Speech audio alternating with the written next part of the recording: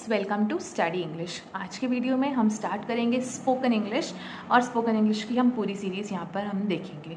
तो आज है स्पोकन इंग्लिश का डे 1। स्टडी इंग्लिश जो चैनल है यह आपको पूरी स्पोकन इंग्लिश सिखाएगा from zero to full hero until you become total expert in speaking English. Study English will guide you in this series, यानी कि स्टडी इंग्लिश आपको पूरा सपोर्ट करेगा आपके इंग्लिश स्पीकिंग की जर्नी पे। आज हमारा डे 1 रहेगा, हम बिल्कुल बेसिक से सीखेंगे फ्रॉम बिल्कुल ज़ीरो, और जब हमारा लास्ट डे होगा तब हम पूरी इंग्लिश बराबर फटाफट बोल पाएंगे। तो without wasting time let's start our day 1। तो दोस्तों, जैसे कि मैंने कहा कि डे 1 में हम बिल्कुल स्टार्टिंग से सीखने वाले हैं, तो लेट्स बिगिन। तो इंग्लिश में क्या होता है, मेन होते हैं हमारे अल्फ़ाबेट्स। क्या होता है? अल्फ़ाबेट्स। दोस्तों, जब भी मैं कोई वर्ड को प्रोनाउंस करूँ, ठीक है, whenever I pronounce a word, आपको ध्यान देना है कि उसका प्रोनाउंसिएशन कैसे हो रहा है। ये अल्फ़ाबेट नहीं है, अल्फ़ाबेट्स है, अल्फ़ाबेट्स। हमेशा आपको हर वर्ड के प्रोनाउंसिएशन पे ध्यान देना है। तो अल्फ़ाबेट्स, कितने अल्फ़ाबेट्स हैं इंग्लिश में? 26। अब ये 26 अल्फ़ाबेट्स जो हैं ये दो पार्ट्स में डिवाइडेड हैं। एक होता है वाउल, एक होता है कॉन्सोनेंट। हम इसको वॉवेल नहीं बोलेंगे, इसका करेक्ट प्रोनाउंसिएशन होता है वाउल, और ये होता है कॉन्सोनेंट।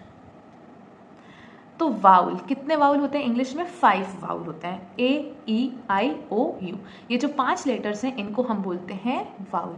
और ABCD में ये 5 लेटर्स को हटाने के बाद जितने भी लेटर्स बचेंगे उन्हें हम बोलेंगे कॉन्सोनेंट। तो टोटल 21 कॉन्सोनेंट होते हैं। कॉन्सोनेंट में क्या क्या आ जाएगा? B-C-D-F-G-H-J-K-L etcetera. वॉल्स को हटाने के बाद जितने भी अल्फ़ाबेट्स बचेंगे वो सारे हमारे क्या हो जाएंगे? कॉन्सोनेंट। तो दोस्तों, क्या आप मुझे कोई ऐसा वर्ड बता सकते हैं जिसमें पांचों के पांचों वाउल एक साथ यूज हुआ हो? तो दोस्तों, ऐसा वर्ड है एजुकेशन। क्या है वर्ड? एजुकेशन। एजुकेशन वर्ड में दोस्तों देखिए पांचों वॉवल यूज हैं। ई है, यू है, ए है, आई है, ओ है। पांचों के पांचों वॉवल्स इस वर्ड में एक साथ यूज हो रहे हैं। अब हम देखेंगे कि लेटर्स तो हमने जान लिया कि 5 वाउल्स होते हैं, 21 कॉन्सोनेंट होते हैं। जब इन दोनों को ऐड करेंगे तो 26 अल्फ़ाबेट्स हो जाते हैं। अब इंग्लिश की शुरुआत दोस्तों होती कहाँ से? होती है लेटर्स। हर एक लेटर का स्पेसिफिक साउंड होता है, जैसे अ, आ, ई, ऊ, ये सब क्या है? अलग अलग साउंड है। तो हर लेटर का साउंड होता है। ए में ए का साउंड है, बी में ब का साउंड है। ऐसे अलग अलग लेटर्स में अलग अलग साउंड रहेगा, और स्पोकन इंग्लिश में आपको हर लेटर के साउंड पर ध्यान देना है। तो जब हम लेटर्स को जोड़ते हैं तो हमें क्या मिलता है? वर्ड। जैसे एन एक लेटर है, A-M-E, ये सब क्या है? एक लेटर है। जब हमने इन लेटर्स को जोड़ा और भी मीनिंगफुल तरीके से, तो हमें क्या मिला? वर्ड। और जब हम वर्ड्स को मीनिंगफुल तरीके से जोड़ेंगे तो हमें क्या मिलेगा? सेंटेंस। माई नेम इज राज। और बहुत सारे सेंटेंस को मीनिंगफुली जोड़ेंगे तो हमें मिलेगा पैराग्राफ। तो दोस्तों, ये तो हुआ बिल्कुल बेसिक कि इंग्लिश में होता क्या है। लेटर्स से वर्ड बनता है, वर्ड से सेंटेंस बनता है, और सेंटेंस से पैराग्राफ बनता है। लेकिन आज इस सीरीज़ में मैं आपको कुछ ऐसे वर्ड सिखाऊंगी जिससे कि आप आज से ही इंग्लिश स्पीकिंग करना चालू कर देंगे। तो सबसे पहले हम स्टार्ट करते हैं हमारे सेंटेंस के साथ। सेंटेंस में दोस्तों मेन क्या होता है? एक सब्जेक्ट होता है, एक वर्ब होता है, एक ऑब्जेक्ट होता है। अब सब्जेक्ट क्या होता है? सब्जेक्ट वो होता है जिसके बारे में सेंटेंस में बात हो रही है। वर्ब होता है एक्शन, एक्शन दिखाने वाला वर्ड, एक्शन वर्ड्स। और हेल्पिंग वर्ब भी होता है जो सेंटेंस को जोड़ने में हेल्प करता है। और ऑब्जेक्ट मतलब सब्जेक्ट के बाद जो बचता है वो होता है ऑब्जेक्ट। तो सेंटेंस में देखिए, आई गो टू स्कूल, तो किसके बारे में बात हो रही है? आई के बारे में। तो आई हो गया हमारा सब्जेक्ट। गो मतलब जा रहा है, तो गो क्या हो गया? वर्ब। टू हमारा क्या हो गया? Helping verb. और स्कूल क्या हो गया? हमारा ऑब्जेक्ट। कहाँ जा रहा है? स्कूल जा रहा है। तो सब्जेक्ट जिसके बारे में बताएगा वो क्या हो जाएगा? हमारा ऑब्जेक्ट हो जाएगा। ठीक है, आई होप आपको इतना समझ में आया होगा। सेंटेंस में जिसके बारे में बात हो रही है वो सब्जेक्ट जिसके बारे में बात करेगा वो ऑब्जेक्ट, और वर्ब क्या होगा? जो हमें एक्शन दिखाएगा। ठीक है। अब सब्जेक्ट दो टाइप के होते हैं, एक होता है सिंगुलर, एक होता है प्लूरल। इसका प्रोनाउंसिएशन ध्यान रखिएगा, सिंगुलर, और ये प्लूरल। अब सिंगुलर का मतलब होता है एक। सिंगुलर का क्या मतलब होता है? एक। और प्लूरल का मतलब होता है 1+, यानी कि एक से ज़्यादा, चाहे 2 हो, 3 हो, चाहे कितने भी हो, लेकिन बस एक से ज़्यादा। अब सिंगुलर सब्जेक्ट कौन कौन से होते हैं? सिंगुलर सब्जेक्ट होता है ही, शी, इट, या किसी का भी नाम। ही हम मेल के लिए यूज़ करते हैं, शी हम फीमेल के लिए यूज़ करते हैं, इट हम किसी भी नॉन लिविंग थिंग के लिए यूज़ करते हैं, और नाम किसी का भी नाम। ही का मतलब होता है वह, शी का मतलब होता है वह, इट का मतलब होता है वह या यह, इसके दो मीनिंग होते हैं। और नेम मतलब किसी का भी नाम, जैसे राम, श्याम, सीता, गीता, महेश, सुरेश, रमेश, ये सब क्या हो गया, नाम हो गया। अब हम बात करते हैं हमारे प्लूरल सब्जेक्ट की। तो प्लूरल सब्जेक्ट जो एक से ज़्यादा, आई, वी, यू, दे, इन सब्जेक्ट्स को इंग्लिश में क्या माना गया है, प्लूरल माना गया है। तो आई का मतलब होता है मैं, वी का मतलब होता है हम, यू का मतलब होता है तुम, दे का मतलब होता है वे।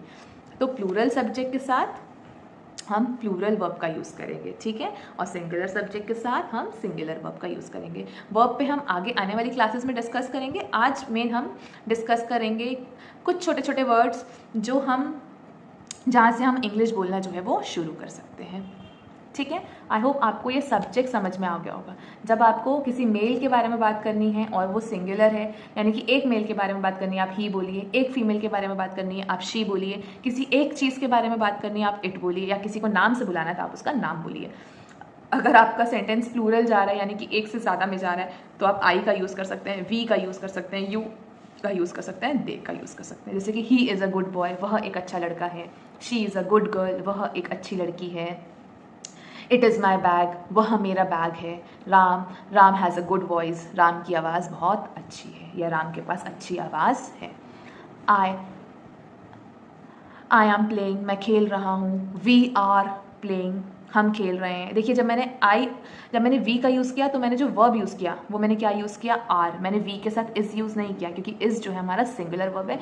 इसके बारे में हम आगे आने वाली क्लासेस में डिस्कस करेंगे डिटेल में। आज के लिए बस आपको ये ध्यान रखना है कि प्लूरल सब्जेक्ट के साथ हम प्लूरल वर्ब यूज़ करेंगे, सिंगुलर सब्जेक्ट के साथ हम सिंगुलर वर्ब यूज़ करेंगे। You, where are you going, तुम कहाँ जा रहे हो, दे आर ईटिंग, वे खा रहे हैं, दे आर ईटिंग, वे खा रहे हैं। अब हम कुछ ऐसे ग्रीटिंग्स के बारे में बात करेंगे जो हम डेली अपने लाइफ में यूज़ करते हैं। अब हम उन ग्रीटिंग्स को हिंदी में ना बोल करके अब हम उन्हें इंग्लिश में बोलना सीखेंगे।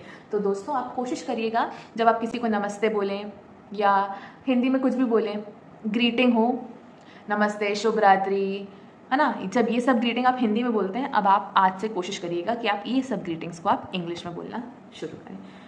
गुड मॉर्निंग मदर, जब हम किसी को सुबह उठ के विश करते हैं ना नमस्ते, तो आप बोल सकते हैं सुबह के लिए गुड मॉर्निंग। मदर को बोल रहे हैं तो मदर, फादर को बोल रहे हैं तो फादर, सर को बोल रहे हैं तो सर, मैडम को बोल रहे हैं तो मैडम।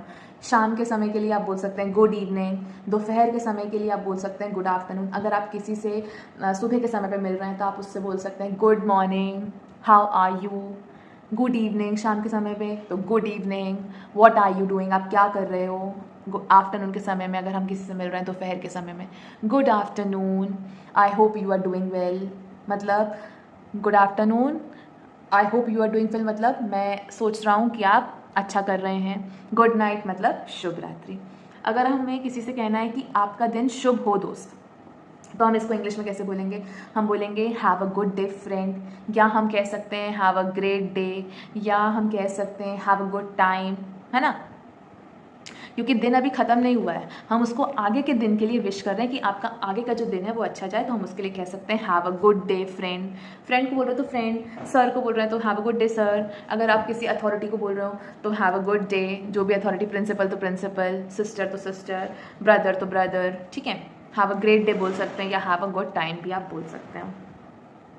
अच्छा, जब हम किसी से मिल चुके होते हैं और हम उससे विदा लेना चाहते हैं तो हम कहते हैं अच्छा चलते हैं दोस्तों, अब हम चलते हैं। इसको इंग्लिश में बोलना है तो आप बोलेंगे गुड बाय फ्रेंड्स। अगर हमको किसी को बोलना है कि आपकी यात्रा मंगलमय हो तो हम बोलेंगे wish you a happy journey. सब कैसा चल रहा है दोस्त, अगर मुझे किसी का हाल चाल पूछना, मुझे पूछना है कि ओ आपकी लाइफ में सब कैसे चल रहा है, तो हम इंग्लिश में बोलेंगे how is all going on friend. सब ठीक है, अगर उसको रिप्लाई देना है कि सब ठीक है तो आप इंग्लिश में बोल सकते हैं एवरीथिंग ओके। अगर आपसे कोई पूछे how is all going on friend, तो आप उसका रिप्लाई क्या दे सकते हैं, एवरीथिंग ओके, या आप बोल सकते हैं एवरीथिंग इज़ फाइन, ये भी आप बोल सकते हैं। तो ये कुछ छोटे छोटे ग्रीटिंग्स हैं जिनको आपको याद कर लेना है, और जब भी आप किसी से मिलें तो अब आप हिंदी में ना बोल करके आप उसको इंग्लिश में बोलेंगे। ईजी है, और इंग्लिश की शुरुआत आपको ऐसे ही होगी। आपको छोटे छोटे फ्रेजेस, छोटे छोटे ग्रीटिंग्स आपको याद करने पड़ेंगे, फिर आप जब उनका डेली लाइफ में यूज़ करेंगे तो आपको ऑटोमेटिकली इंग्लिश जो है वो धीरे धीरे बनने लगेगी। अब हम कुछ और वर्ड्स जानते हैं जो हम किसी को बोल सकते हैं जब हम उससे रोज़मर्रा की ज़िंदगी में मिलते हैं। अगर मुझे किसी से मिलके अच्छा लगा तो मैं उसको इंग्लिश में क्या बोल सकती हूँ? Nice to meet you. मैं क्या बोल सकता हूँ? Nice to meet you. अगर मुझे किसी को कृपया बोलना है तो हम उसको क्या बोलेंगे? प्लीज़। अगर मुझे बोलना है कृपया साइड हो जाइए, please can you move aside. अगर मुझे किसी को बोलना है कि आइए आपका स्वागत है तो मैं क्या बोलूँगी? वेलकम। अगर हमें किसी से हमने बातचीत कर ली और अब हमें उसकी अब अनुमति चाहिए तो हम हिंदी में कहते हैं ना, अच्छा आप मुझे अनुमति दीजिए। हम इसको इंग्लिश में क्या बोलेंगे? Allow me. अगर हमें क्षमा करें बोलना है, यानी कि अब हमारा हो गया, अब हमें क्षमा करें तो क्या बोलेंगे? Excuse me. क्या बोलेंगे? Excuse me. अगर हमें किसी से माफ़ी मांगनी है तो हम क्या बोल सकते हैं? सॉरी। अगर मुझे बोलना है सॉरी माय फ्रेंड, मेरे दोस्त मुझे माफ़ करना, तो क्या बोल सकते हैं? Sorry my friend. सॉरी की जगह अगर हमको हाई वोकैब दिखाना है तो हम क्या बोल सकते हैं? पार्डन। पार्डन को कैसे यूज़ करेंगे? पार्डन मी प्लीज़, यानी कि प्लीज़ मुझे माफ़ करें, या प्लीज़ पार्डन मी। दो तरीके से बोल सकते हैं, पार्डन मी प्लीज़ भी ठीक है और प्लीज़ पार्डन मी भी ठीक है। अगर मुझे बोलना है कि यह मेरा सौभाग्य है तो इसको इंग्लिश में क्या बोलेंगे? It's my pleasure. वह बिल्कुल ठीक है, इसको क्या बोलेंगे? That is all right. अगर कोई पूछे इज़ दिस थिंग फाइन तो आप आंसर में क्या बोल सकते हो? येस इट इज़ ग्रेट, या आप बोल सकते हो that is all right. Clear? और प्लीज़ की जगह पे आप काइंडली भी यूज़ कर सकते हैं वर्ड। अगर हमें किसी को बोलना है प्लीज़ एक्सक्यूज़ मी, हम क्या बोल सकते हैं? Kindly excuse me. अगर मुझे किसी को बोलना है आपके बाद तो क्या बोल सकते हैं? After you. अगर मुझे बोलना है कि मैं खाना खाऊंगा आपके बाद तो मैं इसको इंग्लिश में कैसे बोलूँगी? I will have lunch after you. अगर आपके बाद हमको यूज़ करना है तो हम क्या बोलेंगे? After you. अगर किसी को बोलना है ज़रा सुनो तो क्या बोलेंगे? Just listen. अगर किसी को बोलना है ज़रा बोलो तो क्या बोलेंगे? Just speak. किसी को बोलना है ज़रा लिखो तो क्या बोलेंगे? Just right. अगर किसी को बोलना है ध्यान से चलो तो बोलेंगे वॉक केयरफुली। अगर बोलना है कि अपना ध्यान रखो या अपना ख्याल रखो तो बोलेंगे टेक केयर। तो आज के सेशन में हमने डिस्कस किया पहले तो इंग्लिश की शुरुआत कहाँ से हुई, लेटर्स, अल्फ़ाबेट, इनसे जुड़ के वर्ड्स बने, फिर सेंटेंस बना, सेंटेंस से पैराग्राफ बना, फिर हमने सेंटेंस का स्ट्रक्चर देखा, सब्जेक्ट वर्ब ऑब्जेक्ट वाला, फिर हमने सब्जेक्ट के बारे में पढ़ा, सब्जेक्ट सिंगुलर है प्लूरल है, सिंगुलर में कौन से सब्जेक्ट होंगे, प्लूरल में कौन से होंगे, ये हमने पढ़ा। उसके बाद हमने कुछ ग्रीटिंग्स पढ़े कि जब हम किसी से मिलें या किसी को हमको विश करना है तो हम हिंदी में ना करके उसको इंग्लिश में कैसे विश करें, और हमने कुछ छोटे छोटे वर्ड सीखे जिससे कि हम अपना इंग्लिश स्पीकिंग स्टार्ट कर सकते हैं। तो आई होप आपको ये सेशन अच्छा लगा हो। अब हम आपसे मिलेंगे डे 2 में with more things on spoken English. Till then, thank you. Please like, share and subscribe my YouTube channel, Study English.